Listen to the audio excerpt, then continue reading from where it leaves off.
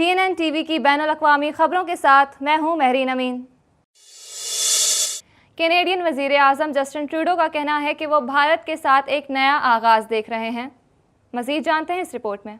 Canadian वज़ीर आज़म Justin Trudeau ने कहा कि वो भारत के इंतख़ाबात के तनाज़ुर में हिंदुस्तान के साथ मशगूल होने का एक नया आगाज़ देख रहे हैं, जहां वज़ीर आज़म नरेंद्र मोदी को तीसरी मुद्दत के लिए दोबारा ओहदा संभाला। ट्रूडो ने एक इंटरव्यू में कहा, अब जबकि वो अपने इंतखाब से गुजर चुके हैं, मेरे ख्याल में हमारे लिए कौमी सलामती और कैनेडियनों को महफूज रखने और कानून की हुक्मरानी के बारे में कुछ इंतहाई संगीन मसाइल पर बातचीत करने का मौका है। ट्रूडो ने गुज़िश्ता हफ्ते इटली में G7 सरबराही इजलास के मौके पर मोदी के साथ अपनी मुख्तसर मुलाकात का भी हवाला दिया। हिंदुस्तानी वज़ीर आज़म ने मुलाकात की एक तस्वीर ट्वीट की जिसमें दोनों अफराद हाथ मिलाते हुए संजीदा और परेशान दिखाई दे रहे हैं। ट्रूडो ने कहा कि मेरे ख्याल में सरबराही इजलास के बारे में वाकई एक अच्छी चीज़ ये है कि आपको मुख्तलिफ रहनुमाओं की एक बड़ी रेंज के साथ बराह रास्त बातचीत करने का मौका मिलता है, जिनके साथ मुख्तलिफ मसाइल होते हैं। ताल्लुकात वाकई अहम इक़्तिसादी ताल्लुकात हैं। बहुत से बड़े मसाइल पर सफ़ बंदी है जिन पर हमें बतौर जमहूरियत आलमी बरादरी के तौर पर काम करने की ज़रूरत है। रवां हफ्ते GTA भर में मौसम शदीद गर्म और मरतूब रहेगा। इस हवाले से मज़ीद जानते हैं। रवां हफ्ते GTA भर में मौसम शदीद गर्म और मरतूब रहेगा क्योंकि एक तवील गर्मी का वाक़या ओंटारियो के बेशतर इलाकों में तेज़ दर्जा हरारत लेकर आ रहा है। इन्वायरमेंट कैनेडा ने जनूब में विंडसर से लेकर शुमाल में फोर्ट अल्बानी तक और मशरक़ में ऑटावा से मग़रिब में सॉल्ट सिटी मैरी तक सूबे के वसी और अरीज़ इलाके के लिए गर्मी की वार्निंग जारी की है। दिन के वक्त ज़्यादा से ज़्यादा दर्जा हरारत 30 और 35 डिग्री सेंटीग्रेड के दरमियान रहने की तवक्को है। इसके साथ नमी के साथ ये 40 या 45 की तरह महसूस होता है। वफाकी मौसमियाती एजेंसी का कहना है कि रात भर थोड़ी राहत मिलेगी क्योंकि कम से कम दर्जा हरारत 20 के आसपास और 26 से 30 के दरमियान ह्यूमिडिक्स की कदरें सुबह के अवाइल तक बरकरार रहेंगी। जो लोग ओंटारियो झील के साहिलों के करीब रहते हैं वो कदरे ठंडा दर्जा हरारत देख सकते हैं।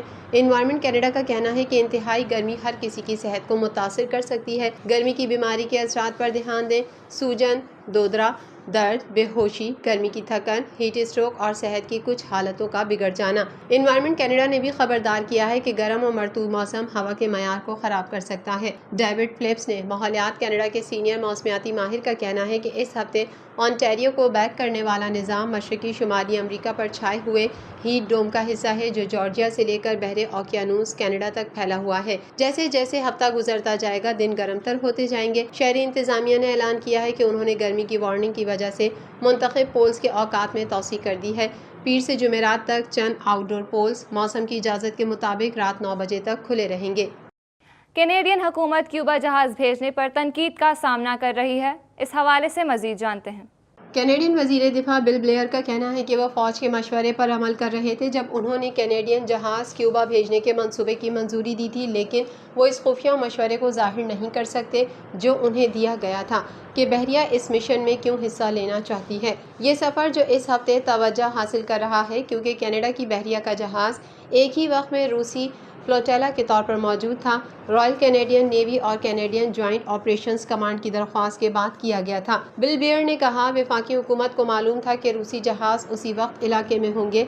उन्होंने कहा, हवाना में रूसी बहरी जहाज़ कनाडा या कैनेडियंस के लिए कोई फौरी ख़तरा नहीं है और कनाडा के सफ़र का मकसद इसकी मौजूदगी, बहरी सलाहियत और अमरीका में महफूज और खुले पानियों के लिए अज़म को ज़ाहिर करना था। बिल ब्लेयर ने एक प्रेस कॉन्फ्रेंस में कहा, इन बहरी जहाज़ों और हवाई जहाज़ों की तैनाती एक बहुत वाज़ेह पैगाम देती है कि कनाडा के पास काबिल और काबिल तैनात फ़ौज है और हम अपने कौमी मफादात के तहफ़्फ़ुज़ के लिए जो कुछ ज़रूरी है वो करने से दरेग़ नहीं करेंगे। कनाडा हमारे बर्रे आज़म के इर्द गिर्द समंदर और हवा में काबिल एतमाद फ़ौजी मौजूदगी को बरकरार रखने के लिए पुरअज़म है। क़बल अज़ी एक प्रेस रिलीज़ में बहरिया ने कहा कि HMCS मार्गरेट ब्रोक को क्यूबा के साथ सिफारती ताल्लुकात के 80 साल मुकम्मल होने पर हवाना में तैनात किया जा रहा है।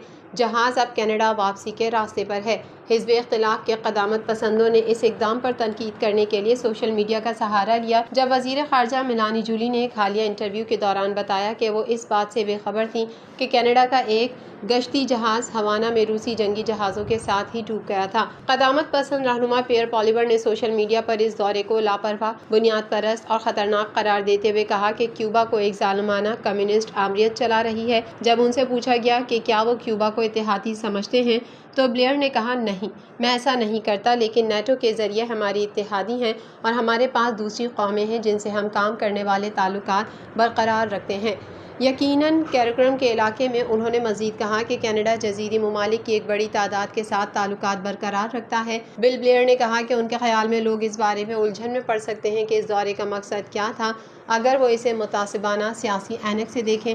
انہوں نے مزید کہا کہ احتیاط سے منصوبہ بند سفر کا مقصد پیغام بھیجنا تھا۔ سعودی ولی عہد نے غزہ پٹی میں جنگ کو روکنے اور آزاد فلسطینی ریاست کے قیام کا مطالبہ کر دیا ہے۔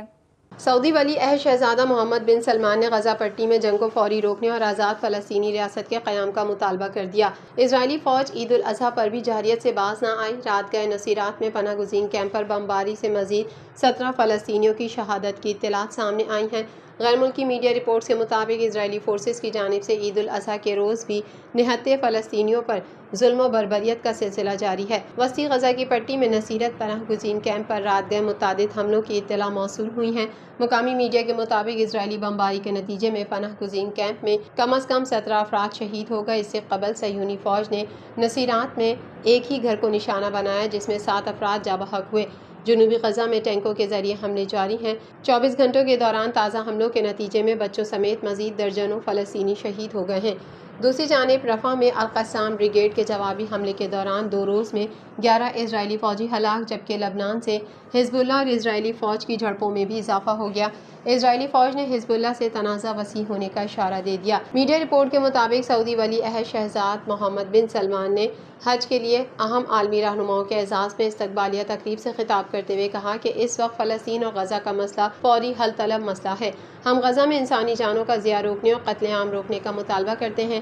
شہزادہ محمد بن سلمان نے اقوام متحدہ کی سلامتی کونسل کی طرف سے غزہ کی پٹی میں فوری جنگ بندی کی تجویز کے حوالے سے جاری کردہ حالیہ قراردادوں پر عمل درآمد کی اہمیت پر زور دیا اور کہا کہ سعودی عرب عالمی برادری سے مشرق یروشلم پر مشتمل سن 1967 کی سرحدوں پر مشتمل آزاد فلسطینی ریاست کو تسلیم کرنے کے مطالبے کی تجدید کرتا ہے۔ سعودی ولی عہد نے واضح کیا کہ خطے میں پائیدار امن کے حصول کے لیے مسئلہ فلسطین کا منصفانہ حل ضروری ہے۔ آزاد فلسطینی ریاست کے قیام کے بغیر خطے میں امن کا حصول ناممکن ہے۔ اس موقع پر انہوں نے خادم حرمین شریفین شاہ سلمان بن عبدالعزیز کی نیابت کرتے ہوئے پوری مسلم امہ کو عید الاضحیٰ کی مبارکباد بھی پیش کی۔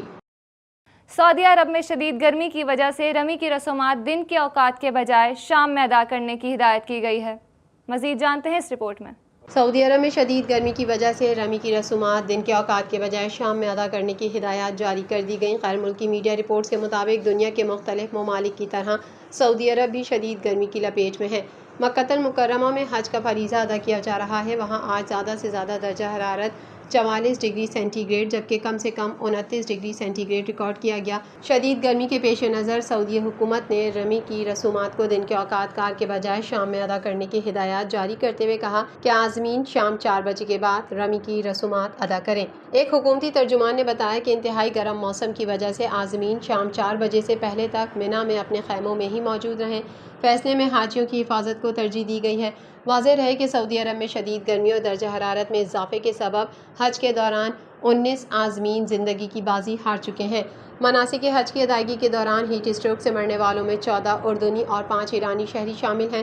سعودی عرب نے ابھی تک جاں بحق افراد کے حوالے سے کسی قسم کی تفصیلات فراہم نہیں کی، تاہم عازمین کو گرمی اور موسم کی شدت سے بچانے کے لیے متعدد اقدامات کیے گئے ہیں، جیسے موسم کنٹرول کرنے والے علاقے، پانی کی تقسیم یقینی بنائی جاتی ہے۔ گزشتہ سال بھی حج کے دوران 240 عازمین جاں بحق ہو گئے تھے، جبکہ گرمی سے متعلقہ 10,000 سے زائد بیماریاں ریکارڈ کی گئیں اور ان بیمار افراد میں سے 10% ہیٹ اسٹروک کا شکار ہوئے۔ رواں سال تقریباً 25 لاکھ مسلمانوں نے فریضہ حج ادا کیا، جہاں سعودی عرب میں درجہ حرارت 40 ڈگری سینٹی گریڈ سے تجاوز کر گیا۔ حج کے اکثر مناسک اور عبادات کھلے آسمان تلے اور پیدل ہی انجام دی جاتی ہیں، جو بزرگ اور زائد العمر افراد کے لیے بڑا چیلنج ہے۔